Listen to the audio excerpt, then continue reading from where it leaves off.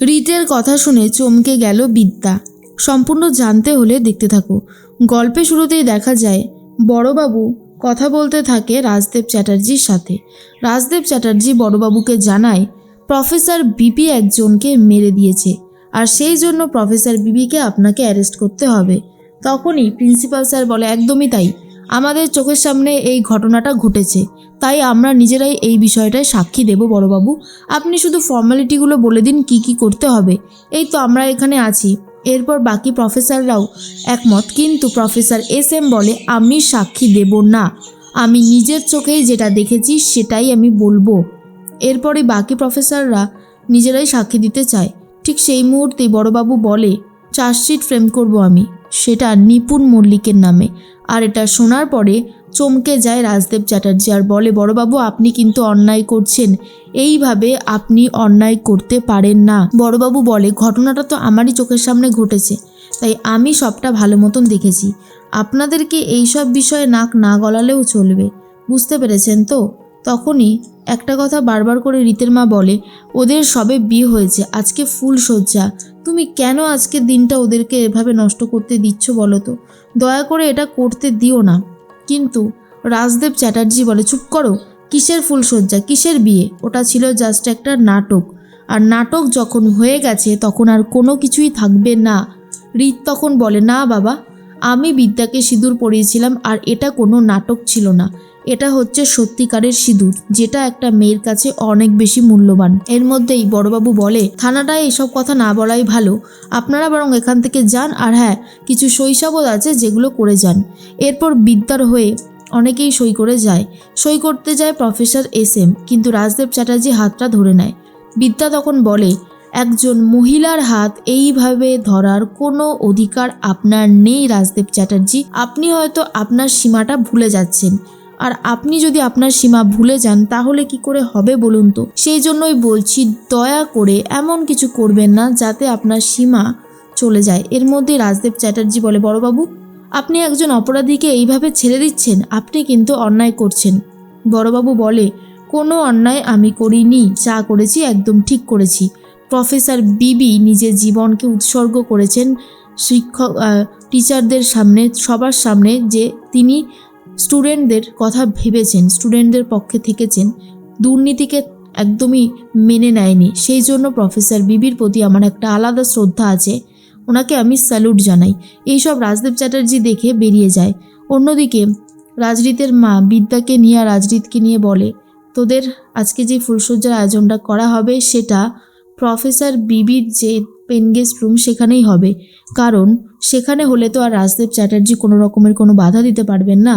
এরপরে রাজরিত বলে, মা তুমি এইসব ব্যবস্থাও করে ফেলেছো? তখন ত্রিধা বলে, কি করব বাবা, তোমাদের বিয়েটা নিয়েই তো শুরু থেকে গণ্ডগোল হয়েই যাচ্ছে, তবে তুমি আমার ছেলে, তোমার জন্য তোমাকে এইটুকু করতেই হবে।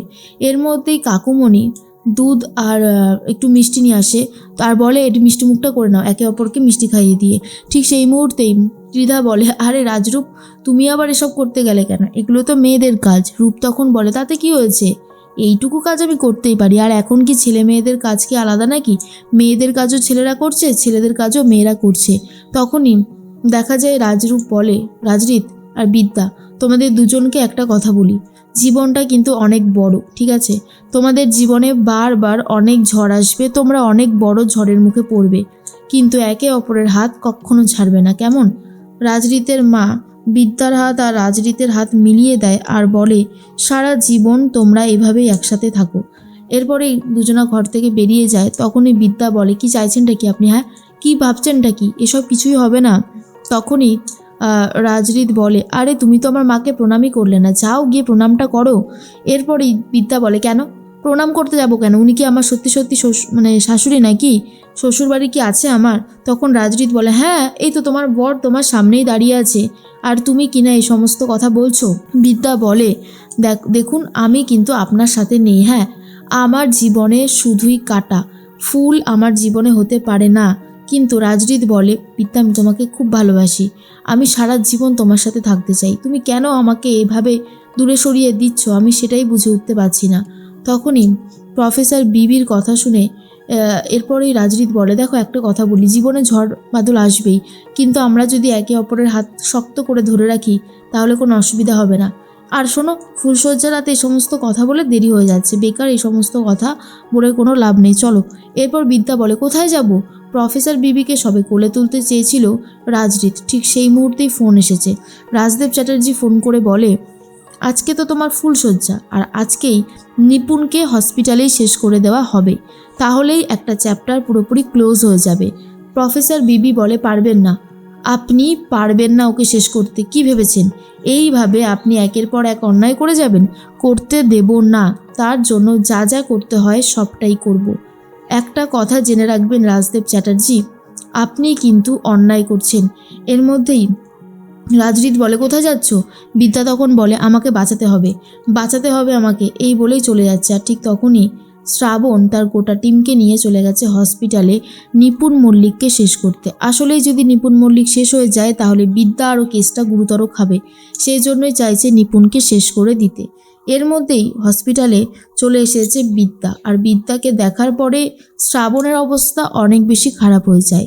বিদ্যা তখন বলে, কি করতে এসেছিস তোরা এখানে? এখানে কোনো রকমের কোনো কেওয়াস করিস না, তাহলে কিন্তু খুব খারাপ হয়ে যাবে, আমি কিন্তু তোদেরকে এখানে থাকতে দেব না। কিন্তু শ্রাবণ বলে, তুই কেন বারবার আমাদের মাঝখানে এসে পড়ছিস? তুই এখান থেকে চলে যা, না হলে কিন্তু খুব খারাপ হবে। কিন্তু বিদ্যা বলে, আমি এখান থেকে কোথাও যাব না, আর নিপুণকেও শেষ হতে দেব না। তার মধ্যে রাজরিতও চলে এসেছে। রাজরিত বিদ্যাকে বারবার করে বলে সে বিদ্যাকে অনেক ভালোবাসে, বিদ্যার সাথেই থাকতে চায়। কিন্তু বিদ্যা বলে, আপনি আমার সাথে থেকে কি করবেন? আপনার জীবনটা সুন্দর, আপনার জীবনটা নষ্ট হতে পারে না। আমার জীবনটা পুরোটাই কাটার ভর্তি রয়েছে, আর সেই জন্য আমার জীবনে যা হবার হোক, আপনার জীবনটা কিন্তু ভালো থাকবে। কিন্তু রাজরিত সবসময় বিদ্যার সাথেই থাকতে চায়।